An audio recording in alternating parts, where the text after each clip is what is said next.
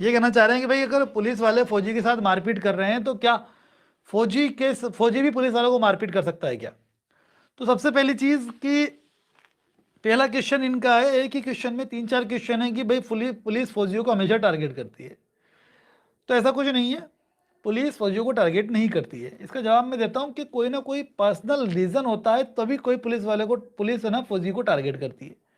या उस सामने वाला व्यक्ति का जो मेंटेलिटी ऐसी है कि वो पुलिस फौजियों से, आर्मी वालों से जलते होंगे।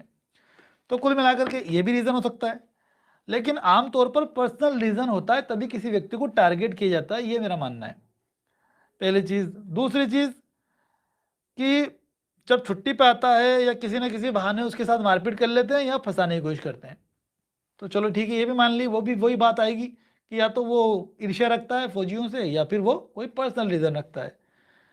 तो जब वो मारपीट कर रहा है पुलिसकर्मी के साथ, पुलिसकर्मी जब फौजी के साथ मारपीट कर रहा है, तो क्या फौजी भी बदले में मारपीट कर सकता है? तो नहीं कर सकता। ना फौजी कर सकता, ना कोई और व्यक्ति कर सकता। पुलिसकर्मी के साथ मारपीट कोई नहीं कर सकता। किस कंडीशन में कर सकता है मारपीट? जब उसके ऊपर, फौजी के ऊपर जानलेवा हमला हो, ऐसा अटैक कर दिया पुलिस वाले ने जिससे उसकी जान जा सकती है, पुलिसकर्मी की, वो फौजी की, पुलिस का ऐसा हमला है जिससे कि फौजी की जान जा सकती है। तो सिर्फ फौजी की बात नहीं है यहाँ पे, भारत का प्रत्येक नागरिक, अगर उस व्यक्ति के ऊपर पुलिस का ऐसा अटैक है, पुलिस वाले का ऐसा अटैक है कि उस व्यक्ति की जान जा सकती है, अगर वो बचाव ना करेगा अपना तो मर सकता है।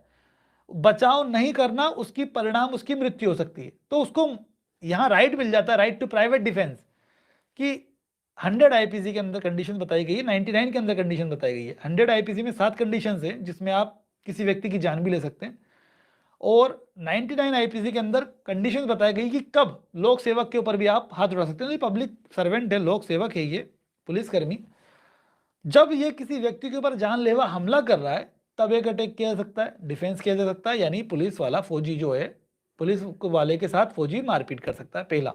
दूसरा कि अगर पुलिस का अटैक ऐसा है फौजी के ऊपर या फिर भारत के प्रत्येक किसी भी निवासी के ऊपर, नागरिक के ऊपर ऐसा अटैक है जिसका परिणाम है घोर उपति, जिसको हम बोलते हैं ग्रीवियस इंजरी, यानी या तो ग्रीवियस इंजरी पहुंचा दी पुलिस वाले ने, या फिर जो उसके पास हथियार है, जो वेपन यूज में ले रहा है, उसका परिणाम घोर इंजरी है, या तो मृत्यु है आपकी या फिर घोर इंजरी है। अब एग्जांपल के तौर पे कि सर पुलिस वाले के हाथ में गन है और चलाने ही वाला है वो, और 99% चलाएगा ही चलाएगा, तो अगर वो गोली चली है आपके ऊपर तो मृत्यु है आपकी, तो बचाव करो छोड़ करके, चाहे वो उधर घूम के उस पर लग जाए, ये सेल्फ डिफेंस माना जाएगा। उसकी मौत हो जाती है तब भी फौजी बरी होगा इस केस के अंदर, लेकिन शुरुआत में एफआईआर भी दर्ज होगी, जेल भी जाएगा, और कोर्ट में साबित करना पड़ेगा कि सेल्फ डिफेंस के अंदर जान गई है, फौजी हो या आम इंसान, कोई भी हो सकता है। तो 2 कंडीशन ऐसी हैं जिसमें कोई व्यक्ति पुलिसकर्मी पे हाथ उठा सकता है। ग्रीवियस इंजरी हो आपको पहुंचने वाली हो, जो कि फौजी के साथ ग्रीवियस इंजरी नहीं पहुंच रही है। अब ग्रीवियस इंजरी को भी समझना पड़ेगा कि क्या क्या होती है ग्रीवियस इंजरी। ग्रीवियस इंजरी आप अपने हिसाब से जस्टिफाई मत कर लेना भाई, ग्रीवियस इंजरी का बताया गया आईपीसी के अंदर कि कौन सी ग्रीवियस इंजरी मानी जाएगी। ग्रीवियस इंजरी का मतलब है, गंभीर चोट का मतलब है कि आपके ऊपर कान के ऊपर अटैक किया और आपके कान की सुनने की शक्ति परमानेंट खत्म हो जाए, खत्म हो गई तो ये ग्रीवियस इंजरी है।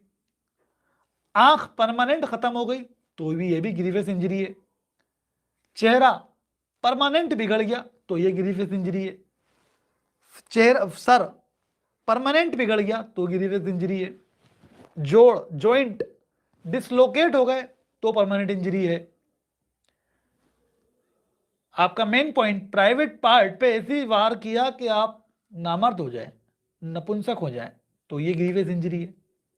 ये ग्रीवियस इंजरी को डिफाइन किया गया है, इस तरीके की चोट लग गई हो या लगने की आशंका हो, तो उन दोनों कंडीशन में हमें प्राइवेट डिफेंस करने का अधिकार है।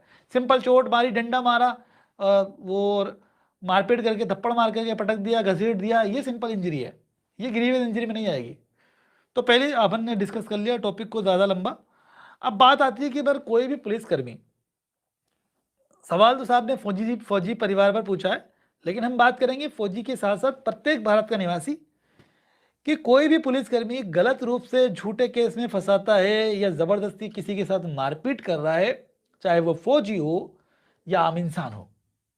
पुलिसकर्मी जबरदस्ती मारपीट कर रहा है, छुट्टियों में आया बेचारा वो व्यक्ति, और एक्चुअल में देश का सैनिक ही फौजी है यार, रियल हीरो तो फौजी है, उसी के साथ ये मारपीट करके परेशान कर रहे हैं। तो यहाँ पर इस फौजी भाई को अधिकार है और उस आम व्यक्ति को अधिकार है जिसके साथ गाली गलौज की गई है, अभद्र व्यवहार किया गया है, मारपीट की गई है। क्या क्या अधिकार है कि वो इस ऐसे पुलिसकर्मी के खिलाफ एफआईआर दर्ज कर सकता है। उस फौजी भाई को यह अधिकार है कि या उस व्यक्ति को जिसके साथ पुलिस का वैसा रवैया था, मारपीट की, अभद्र व्यवहार किया, बदतमीजी की, गाली गलौज की, जो भी किया। अब सीधी सिंपल सी बात है कि हर व्यक्ति को तरीका बताया गया है। हम बोलते हैं कि भाई डिसिप्लिनरी एक्शन लिया जाता है फौजियों के खिलाफ अगर वो उल्लंघन करते हैं। तो एग्जाम्पल के तौर पे एक फौजी भाई ने वीडियो बनाया था कि हमें इस तरीके की रोटी मिलती है, तो डिसिप्लिनरी एक्शन लिया गया क्योंकि उस तरीके की चीज़ उसको करने का अधिकार नहीं था, वो उनके rules and regulation army act के अकॉर्डिंग गलत था। इसी तरह से पुलिस के भी कुछ रूल्स एंड रेगुलेशन है, कुछ दायरे हैं, कुछ तरीके हैं काम करने के।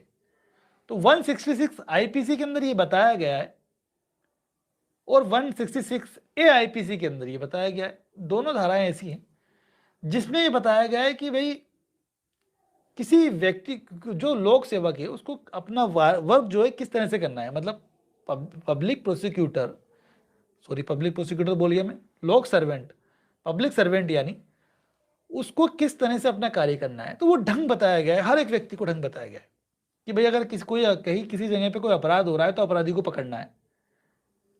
अगर अपराधी आपके ऊपर अटैक करना है तो डिफेंस का इस्तेमाल करना है, लेकिन अगर अपराधी ने अपने आप को सरेंडर करनी है तो चुपचाप से पकड़ के लेके जाना है। ना तो उसको गाली गलौज कर सकते पुलिस वाले, ना मारपीट कर सकते, लेकिन करते हैं। ये उनके जो ड्यूटी करने का तरीका उसके विपरीत जाके कार्य कर रहे हैं, खुद ही कानून का उल्लंघन कर रहे हैं। तो 166 आईपीसी और 166 ए आईपीसी के तहत कानूनन अपराध कर रहे हैं वो पुलिसकर्मी, उनके खिलाफ कोर्ट के तहत इस्तिगासा कर सकते हैं।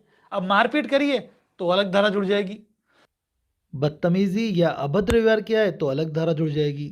जो वो एक्ट करेंगे उसके अकॉर्डिंग उनके ऊपर धारा जुड़ती चली जाती है। दोस्तों एक्चुअल में क्या है, बीच में वॉइस चली गई इस वीडियो की, इसलिए बाद में मैं वॉइस ओवर कर रहा हूँ।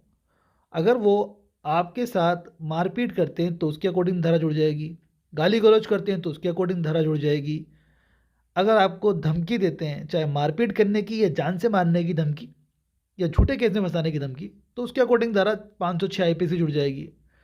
तो दोस्तों इस तरह से आप कोर्ट के माध्यम से ऐसे व्यक्ति के खिलाफ मामला दर्ज करा सकते हैं। तो दोस्तों आपको बात समझ में आ गई होगी, एक फौजी कब हाथ उठा सकता है और आप कब हाथ उठा सकते हैं। तो ऐसी स्थिति में कोर्ट का सहारा लेना ही सही ऑप्शन होता है। वीडियो अच्छा लगा है तो लाइक करें, शेयर करें।